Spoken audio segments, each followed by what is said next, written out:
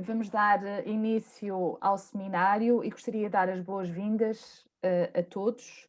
Hoje vamos ter como investigadora a Bárbara Beckstrom, investigadora do RG5, Saúde, População e Bem-Estar, que pertence à equipa de investigação Dinâmicas Populacionais e Envelhecimento. A Bárbara é licenciada em Sociologia, mestra em Demografia Histórica e Social e doutorada em Saúde Internacional. É professora associada no Departamento de Ciências Sociais e Gestão da Universidade Aberta, onde leciona desde 2000, na área das relações interculturais, Sociologia da Saúde e Demografia, investigadora integrada no CICS9 e membro colaborador do Centro de Estudos sobre Migração e Relações Interculturais. Os seus interesses de investigação têm incidido em torno da sociologia das migrações, da saúde, relações interculturais e do envelhecimento. A Bárbara irá então apresentar uma comunicação intitulada Diferentes Domínios de Integração e Dificuldades Sentidas, Papel e Práticas das Instituições de Acolhimento de Refugiados em Portugal. A Bárbara tem 20 minutos de apresentação e 40 minutos de debate. Muito bem-vinda, Bárbara. Obrigada e bom dia, boa tarde já a todas e a todos e obrigada pela oportunidade. Vou tentar então cumprir com o tempo. Ana Paula, por favor, corte-me a palavra se eu tiver já a alongar-me muito. Eu vou só apresentar um aspecto deste projeto, que são de facto as dimensões que eu decidi selecionar e que são as típicas dimensões de integração, e depois poderei, durante o debate, falar de outros aspectos que não vou conseguir falar aqui. Portanto, estarei depois disponível para debater convosco outros aspectos. Este projeto já terminou em 2019, depois o ano passado tivemos um ano de disseminação e agora vai sair também o estudo, que já devia ter saído em março, mas penso que do Observatório das Migrações, com o estudo o relatório completo do projeto. A equipa, portanto, é constituída, coordenada pelo Lúcio Sousa, e eu faço parte da equipa, somos todos colegas e docentes da Universidade Aberta de diferentes centros.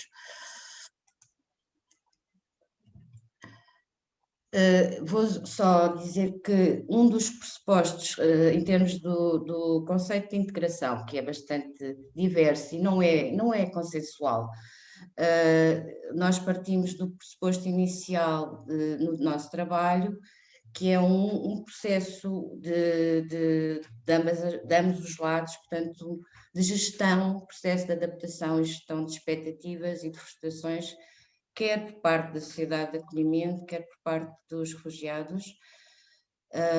Eu sublinhei a gestão de expectativas e frustrações porque, de facto, ela vem muito ao de cima nas falas, nas entrevistas, e depois irei ilustrar com certos. Ela resulta em grande medida de ações concretas que são desenvolvidas a nível local no quadro das sociabilidades cotidianas, e é um processo que permite a estes, no caso os refugiados, tornarem-se parte da nova sociedade. Tem múltiplos sentidos, implica e envolve os recém-chegados, mas também a sociedade de acolhimento. Queria frisar que o projeto e teve como opção metodológica abordar este processo de acolhimento por parte das instituições locais. Portanto, nós não abordámos, nem entrevistámos, nem inquirimos refugiados. Portanto, é só a perspectiva dos técnicos e das técnicas das instituições locais de acolhimento. Tivemos como objetivo geral analisar o papel e as práticas das instituições locais no processo de acolhimento dos refugiados recolocados entre 2015 e 2018. O projeto decorreu entre 2017 e 2019.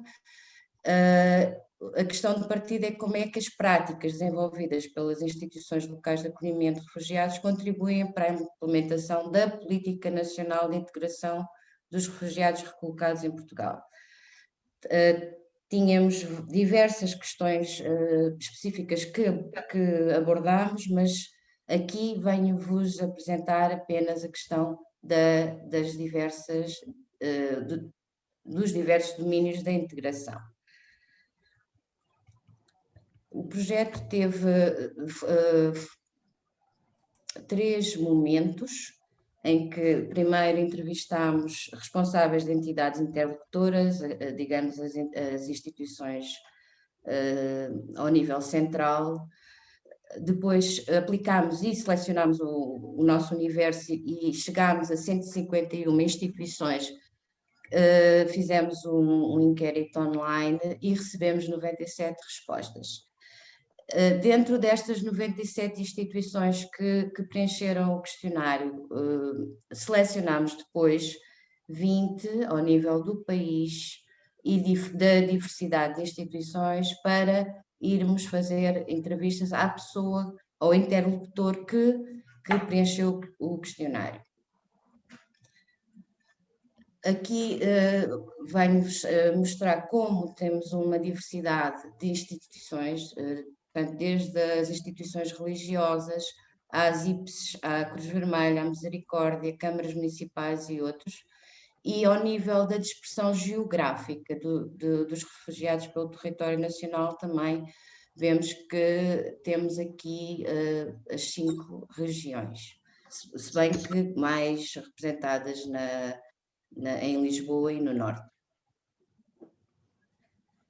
Aqui, a nível das dimensões de integração, no terreno era suposto, quando as instituições manifestaram disponibilidade para acolher famílias e refugiados, elas tinham que preencher a nível local e deveriam assegurar totalmente, elas ou fazendo protocolos e com parcerias, todas estas dimensões que estão aqui elencadas de habitação, alimentação, saúde, educação, a aprendizagem da língua portuguesa e assegurar o reconhecimento de habilitações, qualificação e formação profissional e o acesso ao mercado de trabalho. As próprias instituições referiram que consideravam que tinham condições locais boas a nível de tudo, com exceção do acesso ao emprego, consideraram como sendo más em 38% dos casos, mas já eram más para a população em geral, não apenas para quem estavam a acolher. Aqui faço portanto, uma síntese das dificuldades sentidas dentro das muito difíceis, das dificuldades que foram sentidas, quer através do questionário, peço desculpa, é que eu não consigo ver a tela, tenho aqui as outras pessoas a aparecer. Queria dizer que aqui temos a perspectiva do que é que foi considerado fácil e difícil no processo para preencher e satisfazer as necessidades dos refugiados. Digamos que a nível das maiores dificuldades, ou começando pelas facilidades, foi considerado fácil e muito fácil de resolver a alimentação, a saúde, a habitação, a educação, a cultura e a obtenção de documentação de identificação. No que foi referido como mais difícil foi, de facto, o que à partida era considerado fácil de responder, como a aprendizagem da língua portuguesa, acabou por ser uma grande dificuldade, assim como o que já tinha sido referido, o acesso ao emprego tem a mesma percentagem de respostas, 78%.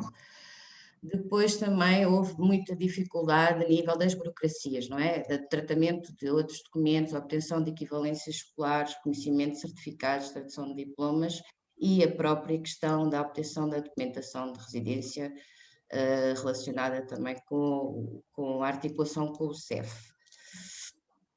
se por um lado, isto agora é uma à parte, mas se por um lado o facto de serem localidades pequeninas poderia ser positivo para responder às necessidades e à satisfação destas necessidades, por outro lado, a questão de estarem isolados e mais descentralizados também vem dificultar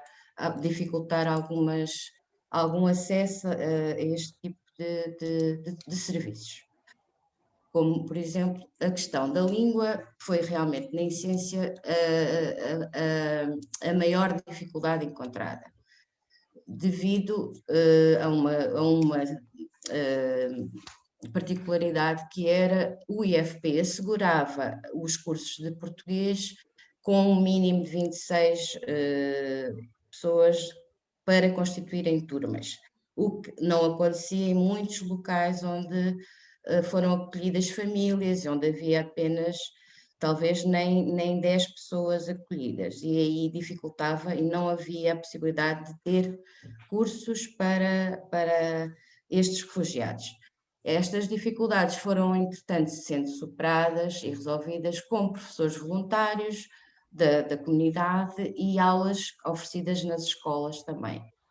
Houve ainda a possibilidade de, em alguns locais, haver outros falantes de árabe que se voluntariaram para ajudar na comunicação e na mediação, ou seja, até serviram mais como mediadores do que propriamente tradutores. Ajudavam nesta integração também a nível da comunicação. O emprego está muito associado à aprendizagem da língua e tem um impacto significativo no processo de integração e condiciona o exercício de uma atividade profissional. Portanto, o emprego foi uma matéria também sensível e o facto de não conseguirem aprender português foi uma barreira também para encontrar trabalho. Para além disso, houve dificuldades associadas ao reconhecimento da formação e competências que, vindo com certa certificação ou habilitações que não são reconhecidas, não permite trabalharem nas áreas em que são especialistas. Houve também ofertas que não eram do agrado, vinham de outras atividades,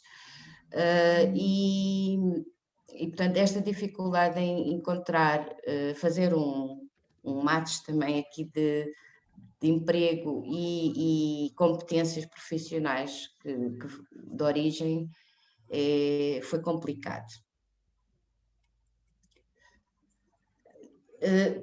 Questionados sobre, na fase final do processo de acolhimento por parte das instituições, que ou era de 18 ou de 24 meses, nos casos em que já tinham terminado esse processo, 32% dos técnicos e das técnicas consideraram que as pessoas ainda não estavam em condições de viver autonomamente no final desse processo, sobretudo devido a não terem autonomia económica, não terem ainda encontrado um emprego e a questão de não terem ainda conseguido aprender português. E esta situação não se aplicou a 46% dos casos porque ainda estavam no processo, não tinham chegado ao final do processo. Em relação a outro tipo de dimensão, que é a dimensão mais social de integração, foi feita uma preparação prévia, não em todos os locais, mas em grande parte dos locais, preparada a chegada das pessoas, das famílias ou dos indivíduos refugiados em contexto religioso, por exemplo, no decurso de missas ou atividades de voluntariado, foram feitas estas divulgações que iam chegar às pessoas. Houve ações de sensibilização da população local, com encontros, workshops, falar e dar a conhecer as culturas, divulgar informação e sensibilizar a população e técnicos. Também houve sessões de apresentação e boas-vindas às famílias, bastante participadas. Noutros contextos em que houve sentimentos de maior desconfiança e alguma resistência por parte da comunidade local, com alguns receios, porque nessa altura havia o boato, não é, de que podiam ser pessoas perigosas, ou algumas instituições organizaram convívios interculturais e encontros para poderem falar sobre o assunto ou ficarem a conhecer os refugiados que, entretanto, foram acolhidos. Digamos que cerca de 2/3 dos respondentes entendem que os refugiados estabeleceram laços com a comunidade local e foi uma boa relação de vizinhança, houve momentos de convívio e de intercâmbio cultural, fizeram convívios, foram convidados para dias festivos e faziam, por exemplo, aqui como está neste excerto, as miúdas dançaram e pintaram a bandeira delas, estivemos aqui num processo de criação da própria bandeira, pronto. Falar e fazer aqui um intercâmbio de culturas. Noutros casos, as próprias famílias de refugiados eram mais reservadas, sobretudo devido à questão da língua, e também algumas questões culturais, por exemplo, papéis de género, a religião, muçulmanos e católicos, ortodoxos, por exemplo, e houve relatos em que manifestaram que as próprias famílias auto-isolaram-se, podiam ter criado mais laços, mais interações, e começavam a fechar-se um bocado, portanto, dependia um bocadinho também, tanto da comunidade local, como também do tipo de famílias e das próprias pessoas quererem ou não interagir. Aqui trago alguns aspectos. Já na relação com os técnicos e os refugiados, houve um grande envolvimento e uma forte relação. Digamos que como aspectos positivos foram referidos por parte dos técnicos e das técnicas a ligação pessoal e afetiva que foi criada, a capacidade de autonomia dos refugiados e a dinâmica e mobilização gerada no seio da instituição. Também por ser uma atividade nova e a maior parte das instituições nunca tinha tido esta experiência prévia, mas houve uma grande dinâmica e foi algo que veio extra trabalho que já era de rotina, portanto acumulou ao trabalho destas instituições. Por outro lado, foram referidos alguns aspectos negativos da relação dos técnicos com os refugiados, como a dificuldade em comunicar, que é sempre aquela que aparece como uma barreira, a ausência ou dificuldade de resposta externa por parte de algumas instituições, a inexistência ou escassez de informação das autoridades e foram também referidas em cerca de 1/3 dos casos a saída dos refugiados. Portanto, entretanto, não ficaram e foram abandonando os locais. Aqui trago alguns excertos de como as pessoas diziam que criaram, de facto, relações afetivas e que extravasavam em muitas relações de caráter profissional. Era quase como uma relação de família e amizade, uma relação tipo família, uma relação íntima, mesmo de proximidade, uma excelente relação. A questão de ser afetiva, portanto, uma carga afetiva muito grande entre os técnicos e os refugiados, que acabavam por estar muito envolvidos, e era um trabalho de 24 horas, e fins de semana e noites, no que fosse preciso, estavam muito próximos. O que também explica depois alguma desilusão e alguma frustração quando souberam que algumas famílias ou alguns indivíduos refugiados tinham abandonado o local sem aviso prévio. Pronto, também se entende que alguns não avisavam por receio, não é? De estar a quebrar aqui o compromisso, e outros que avisavam, mas que não deixavam de criar alguma mágoa por parte dos técnicos envolvidos. Bárbara, eu peço desculpa, Sim. 3 minutos, está bem?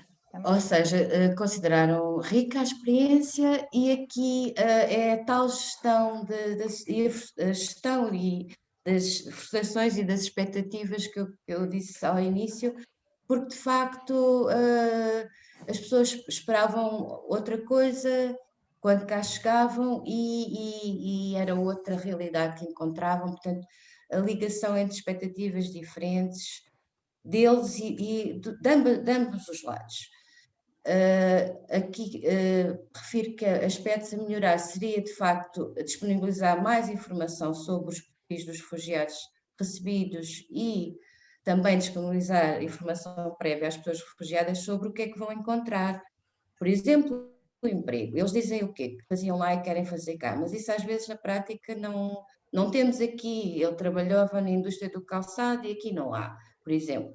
É saber um bocadinho de antemão o que é que quem é que vai chegar para poder também preparar e integrar as pessoas a nível do emprego. Aqui, só para terminar, questionados sobre como é possível melhorar o desempenho de intervenção das instituições, os inquiridos indicaram essencialmente que era necessário um fornecimento oficial de orientações técnicas quanto ao modo como as instituições devem atuar. Não havia diretrizes, realização de formação, maior acompanhamento por parte das instituições centrais, uma troca de experiências entre instituições e reforçar a oferta dos serviços de tradução e de ensino da língua.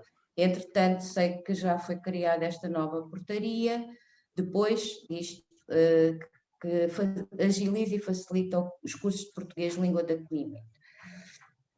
Obrigada. E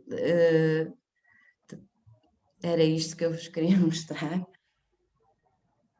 Vou interromper o compartilhamento, certo? Sim, por favor. Obrigada, Bárbara.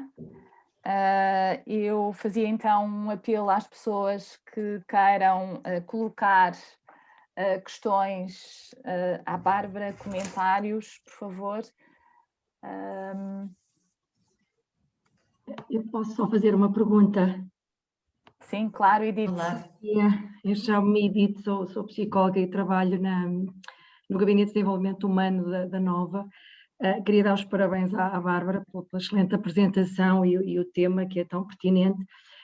Eu percebi no início que portanto, este estudo foi um bocadinho um diagnóstico, uma avaliação da situação portanto, em relação às políticas ou às práticas de acolhimento dos refugiados, no sentido de se criarem ou desenvolverem políticas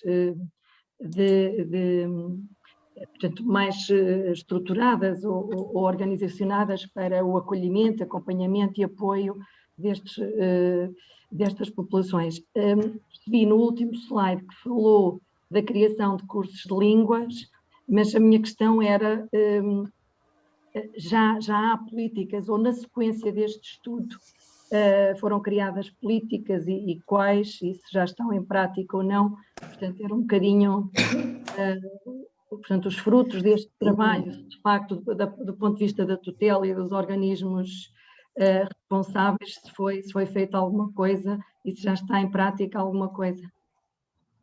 Uhum. Nós, portanto, como digo, o nosso trabalho vai ser agora publicado num dos estudos do Observatório das Migrações. Temos um capítulo de recomendações, no sentido do que é que deveria ser melhorado e para um plano, um programa de acolhimento ao nível do governo.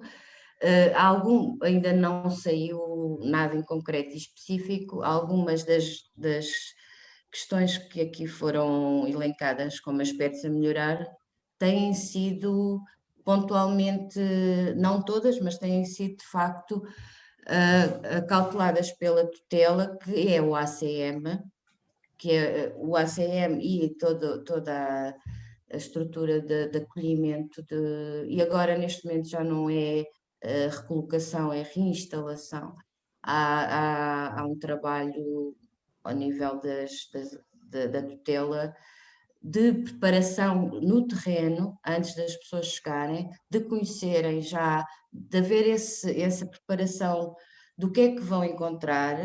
Portanto, tem havido uma evolução nesse aspecto e a nível da aprendizagem do português, porque houve esta questão desta dificuldade enorme, decidiu-se também avançar e foi o ACM que trabalhou nesta nova portaria do ensino de português língua de acolhimento para agilizar de facto a aprendizagem, que estava a ser uma das grandes barreiras. Portanto, não digo que tenha havido totalmente uma política toda ela nova, mas tem havido medidas à medida que também se vai tendo os balanços destes processos, porque não fomos nós só que fizemos este estudo, houve o próprio ACM teve o cuidado de ir fazendo, monitorizando o processo com as instituições de acolhimento a nível local. Portanto, há um trabalho oficial que também gerou melhorias e mudanças. Portanto, quando terminou o programa de recolocação e passou a haver o programa de reinstalação, juntamente também com a Organização Internacional das Migrações e o Acnur, trabalhou-se, o ACM e com as outras instituições trabalharam cada uma destas vertentes de modo a melhorar o que não tinha corrido bem nesta experiência pioneira que foi, a partir de 2015, haver uma manifestação, um apelo, portanto até veio mesmo um apelo, quando começou a crise dos refugiados, um apelo do Papa Francisco. As instituições, como puderam ver, são muitas delas religiosas e com missões humanitárias, como é a Cruz Vermelha, que disseram, sim senhor, vamos nos oferecer. Não havendo um trabalho de estruturação prévio, foi tudo feito com muito boa vontade na altura e com o que havia no local, sem ter... Por isso é que houve problemas e alguns obstáculos que não conseguiram ser contornados. Mas a questão da dispersão geográfica também é algo que foi muito inovador para Portugal, porque nós tínhamos anteriormente uma centralização do CPR em Lisboa, não é? Para acolher refugiados que são muito residuais, eram muito residuais e ainda são muito residuais na nossa população. Portanto, todo este trabalho de terem sido estas experiências inovadoras e agora muitas das instituições que recolocaram também estão agora com o outro processo de reinstalação e há outras que estão com os menores não acompanhados, que ainda é outra situação que devem ter ouvido falar muito no ano passado, que Portugal ia receber 500 menores não acompanhados. Quem está a liderar o processo é a Cruz Vermelha, que entretanto criou toda uma estrutura para fazer o acompanhamento pleno e total desses menores. Mas também não lhe sei responder. Muito bem, eu tenho, já agora eu aproveito, eu gostava de colocar uma questão à Bárbara, se ainda que o projeto tivesse incidido sobre o papel das instituições, gostaria de saber se procuraram indiretamente captar o perfil destes refugiados, não é?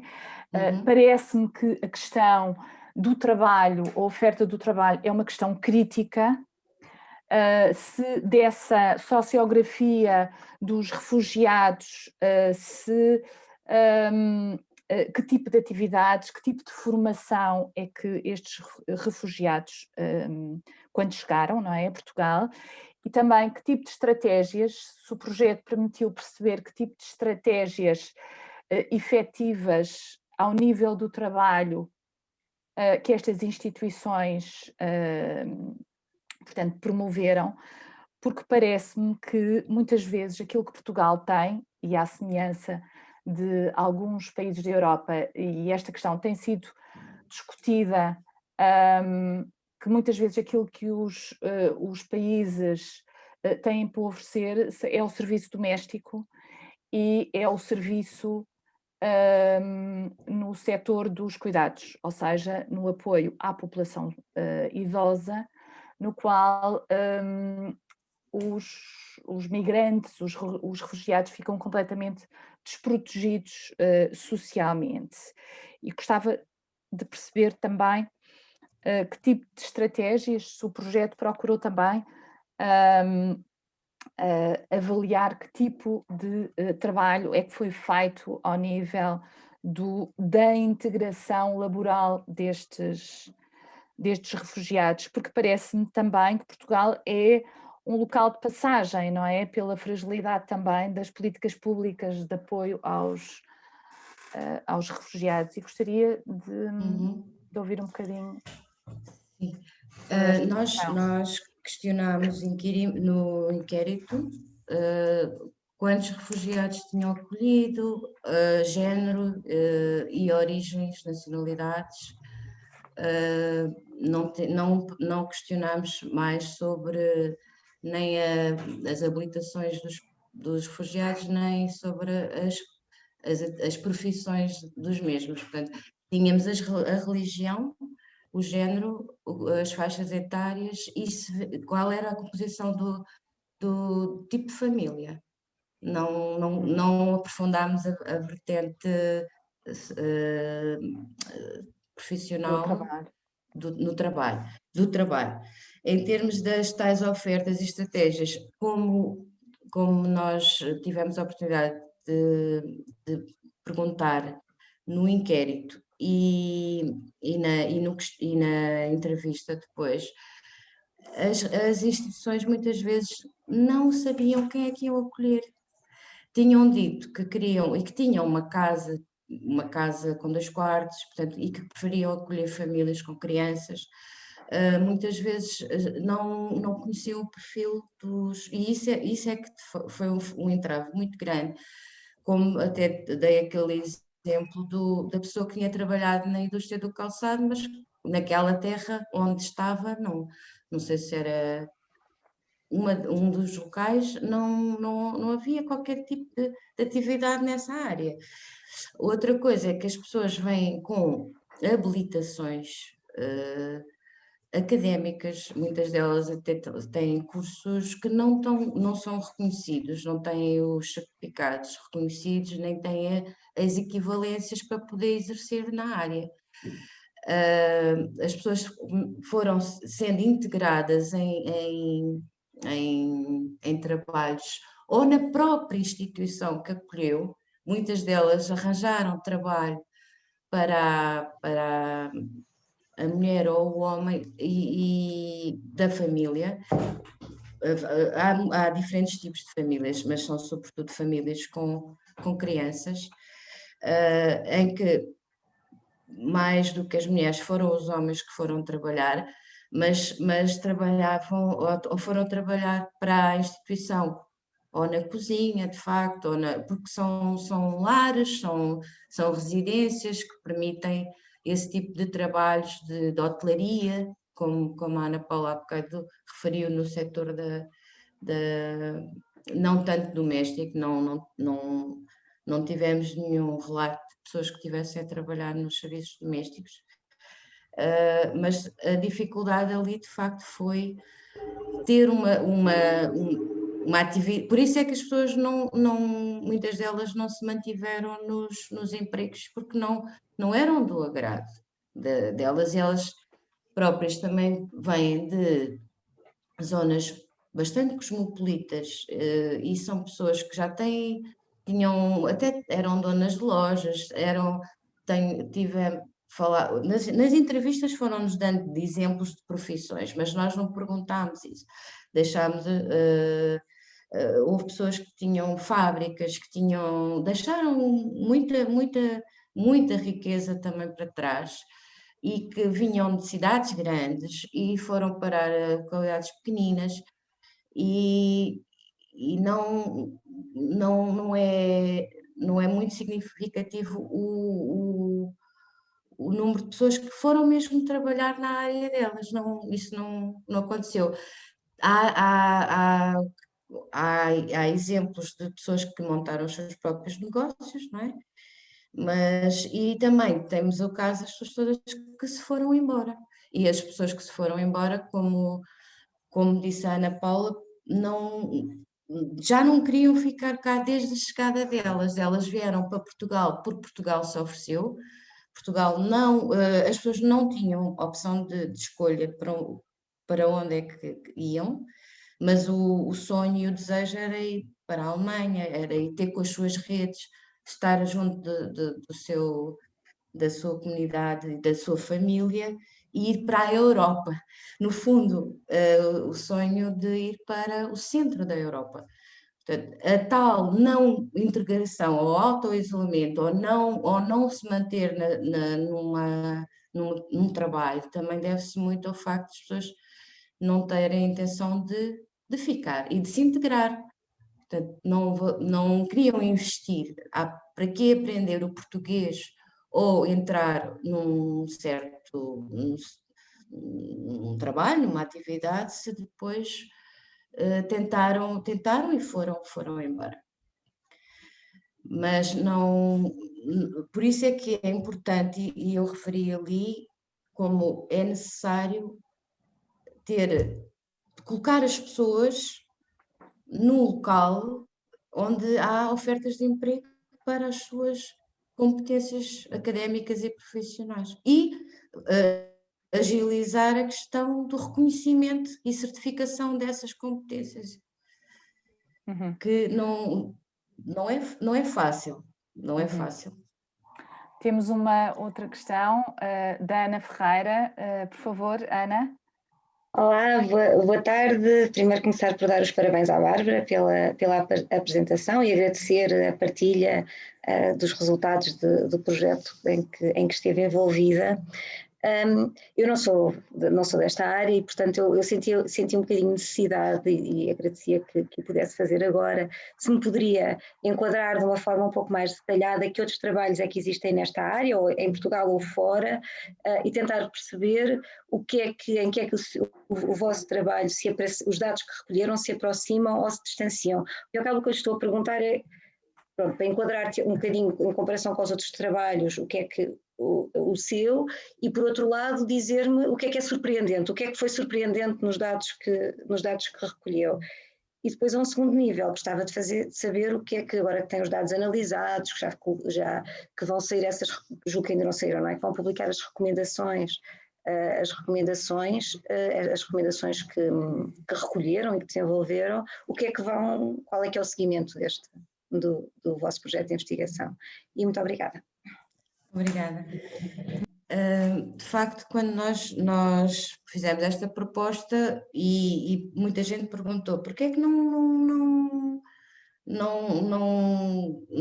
não entrevistam, não tentam também ver o lado dos refugiados, mas esta a intenção era sobretudo porque não havia nenhum trabalho do lado das instituições locais de acolhimento e porque é uma experiência inovadora em Portugal e pioneira. Fora de Portugal já existia muita tradição no norte da Europa da descentralização e da dispersão geográfica como uma medida facilitadora da integração e cá não. Portanto, na altura penso que não estava a haver ou não houve nenhum trabalho com instituições locais, mas sim com refugiados. Com refugiados tem havido imensos projetos e pesquisa, nomeadamente da Cristina Santinho, e eu sei que agora a Sandra Mateus também apresentou no Congresso Português de Sociologia um estudo europeu que acho que ela teve a coordenar, em que fizeram trabalho em 5 cidades europeias com refugiados e com técnicos das instituições locais. E foi interessante porque houve aqui semelhanças em alguns resultados. Sei que eles agora estão a fazer um novo projeto com private sponsorship, ou seja, esta vertente do acolhimento, mas é privado, inclusive famílias que se oferecem para acolher famílias ou para acolher indivíduos, não em termos de instituições, mas em termos mesmo de famílias de acolhimento, e do que sei, não conheço mais estudos, mas nós agora, uma parte da equipa candidatou-se agora a uma candidatura FCT, vamos ver, para a questão dos menores não acompanhados, que é a questão que neste momento interessa-nos trabalhar por ser também um novo fenómeno, e aí trabalhar com as falas dos jovens e com as pessoas das instituições. Muito obrigada. Ainda temos... o que é que tem de inovador? É de facto perceber que é necessário esta preparação prévia entre lá e cá, portanto, da parte das pessoas que vêm e da parte de quem vai receber, fazer uma preparação prévia para ter os empregos, para ter o português, para ter as escolas para os filhos, para se são mais novos, são mais velhos, mais urbano, mais rural, acho que até porque havia muitos jovens, indivíduos jovens que estavam em Beja ou em Elvas, mas queriam era vir para Lisboa, não é? Porque é uma cidade grande onde havia aviões e não, pronto, não se identificam com meios pequeninos, pronto. E a ligação, o que nos surpreendeu foi de facto esta ligação afetiva e carga afetiva que surgiu no dia a dia, e a emoção, a parte do lado emocional e afetivo no trabalho dos técnicos. Coisa que sei que também aconteceu no estudo da Sandra, sendo para Portugal, mas não para os outros países em que há um distanciamento maior e um menor envolvimento das pessoas no trabalho com os refugiados. Temos uma outra questão pela Joana Morato. Joana, por favor. Olá, bom dia. Eu tenho, na verdade, duas perguntas. Uma delas é muito simples e é se entrevistaram voluntários dessas instituições e se há alguma diferença entre a percepção dos voluntários e a percepção dos técnicos por estarem menos tempo com aquelas famílias. E a minha outra pergunta é se, talvez seja um pouco especulativa, mas é se tem a percepção se os refugiados também sentem a ligação afetiva da mesma maneira, porque relativamente àquilo que estava a dizer, às vezes há barreiras culturais que os portugueses são conhecidos como sendo mais afetivos e apegam-se mais e são calorosos e falam alto, pronto. E se calhar para os refugiados a percepção pode não ter sido a mesma. A minha pergunta é se há alguma informação sobre isso ou se não, porque não falou com eles. Muito obrigada. Eu não falei dos voluntários, mas de facto nada disto teria funcionado sem o papel dos voluntários. Agora, nos inquéritos, pedimos para ser a pessoa que estava a trabalhar diretamente nesta questão, que preenchesse o questionário, e era sempre alguém que pertencia à instituição. Portanto, falaram e todas as instituições envolveram inúmeros voluntários, e sem isso era impossível trabalhar e ter de facto, trabalhar em prol do acompanhamento e acolhimento e integração, e no final o que se quer é que as pessoas se autonomizem, não é? Não tivemos voluntários entrevistados nem inquiridos, porque foi a pessoa de contacto que preencheu o questionário que foi escolhida para ser entrevistada. Portanto, é uma pessoa que pertence à instituição, que está a liderar o processo na instituição e que acompanha com a sua equipa também de voluntários. A relação, não consegui apresentar tudo, mas sim, a parte dos refugiados também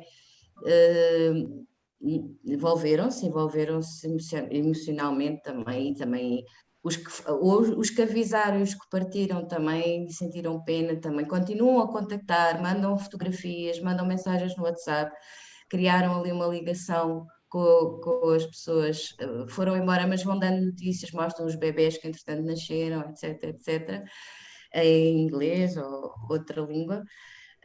E portanto não tenho mais informação do lado dos refugiados, para além daquela que as pessoas iam nos relatando nas entrevistas. Sei que havia pessoas mais fechadas, havia pessoas mais extrovertidas, e a ligação e essa questão afetiva depende muito também da personalidade, não é? De cada um. Ok, sim, muito bem, obrigada. Uma outra questão que eu gostaria de colocar à Bárbara em relação à saúde, ou seja, o tipo de apoio que estas instituições, não é? Como é que a saúde esteve presente no apoio aos refugiados, e que tipo de intervenção, porque possivelmente algumas situações também são situações que passaram por situações traumáticas, não é? Gostaria de saber o papel aqui da saúde no apoio aos refugiados. Sim. Em termos formais, não houve nenhuma dificuldade em dar acesso e toda a gente ter acesso aos centros de saúde, aos serviços, aos hospitais. Portanto, foi garantido e aí não houve entraves. Sei que foram até, inclusive, transportadas as pessoas que precisavam para, imagina, consultas de especialidade noutra cidade, noutra localidade. Eram os técnicos que levavam e traziam para exames médicos complementares, asseguraram todo o apoio em termos de saúde. Não houve, e isso é um dos aspectos que nós recomendamos, é o apoio na parte psicológica da saúde mental, que de facto houve muita conversa entre técnicos e refugiados, mas não houve apoio enquadrado em termos de apoio psicológico, e isso é essencial. Mas sei que isto é o que relataram, não pode haver situações em que na realidade tenha havido algum tipo de bloqueio ou dificuldade no acesso à saúde, mas é o acesso à saúde formal de ter acesso ao Serviço Nacional de Saúde. Eu também esperava encontrar mais dificuldades, e é daqueles aspectos em que não se... Houve problemas com o centro de emprego, houve problemas com o CEF, houve problemas com outro tipo de instituições, mas a saúde foi sempre algo que não transpareceu nas dificuldades encontradas. Bem, ainda temos 10 minutos. Eu não sei se gostariam de colocar mais questões, fazer comentários.